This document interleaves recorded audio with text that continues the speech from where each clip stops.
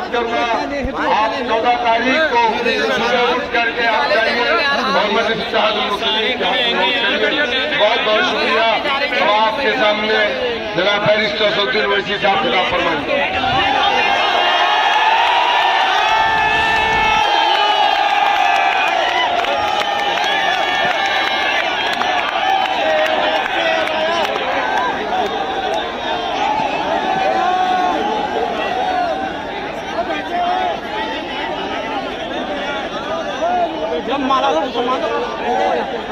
आपको लाया तो उसको बोलना पहले मेरी बेटी क्या पहनेगी, तुझे क्या करना है, मेरे घर में क्या होता, तुझे उससे क्या तकलीफ।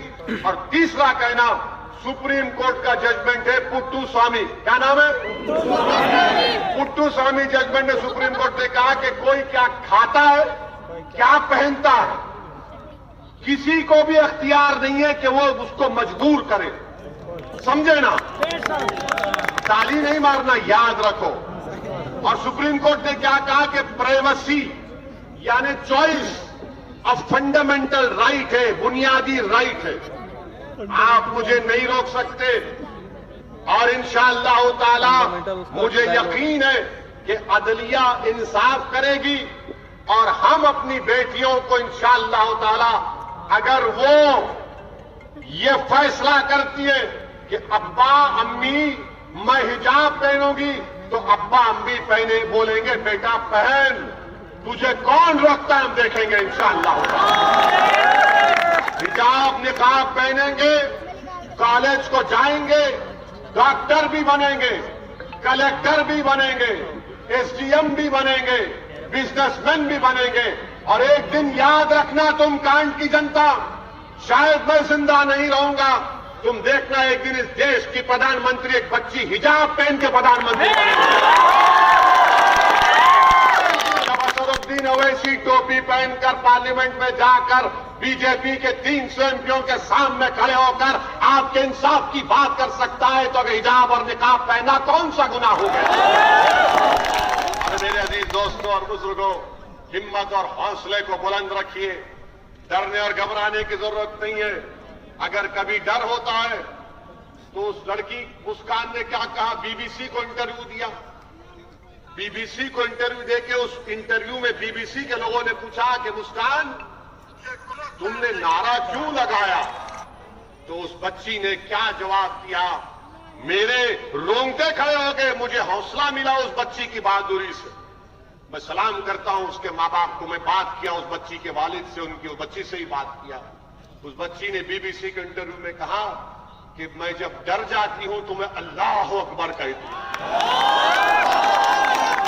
तो जब डरोगे तो तुम क्या बोलोगे, जब डरोगे तो क्या बोलोगे, जब डरोगे तो अल्लाह को याद करो।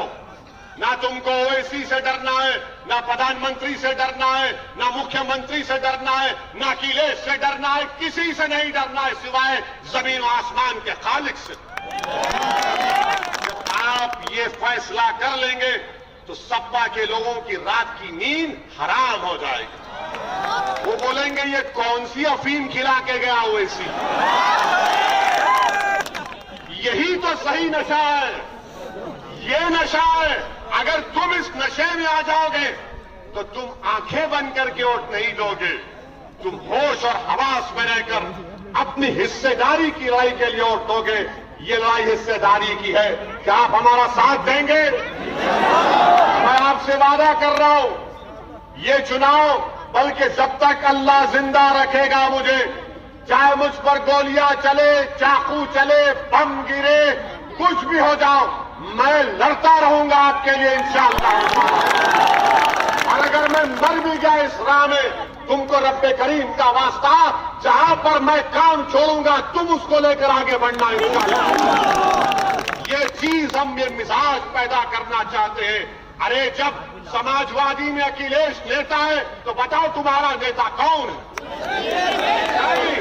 तुम्हारा नेता कौन है? तुम्हारा कोई नेता नहीं है। ओवैसी यहां पर नेता बनने के लिए नहीं आया, ओवैसी तुमको नेता बनाने के लिए आया है, ताकि तुम कल ताकि आप कल दरी नहीं बिछाएंगे, दरी नहीं बिछाएंगे आप। और आप नारे नहीं लगाएंगे कि भैया तुझ पे जवानी कुर्बान।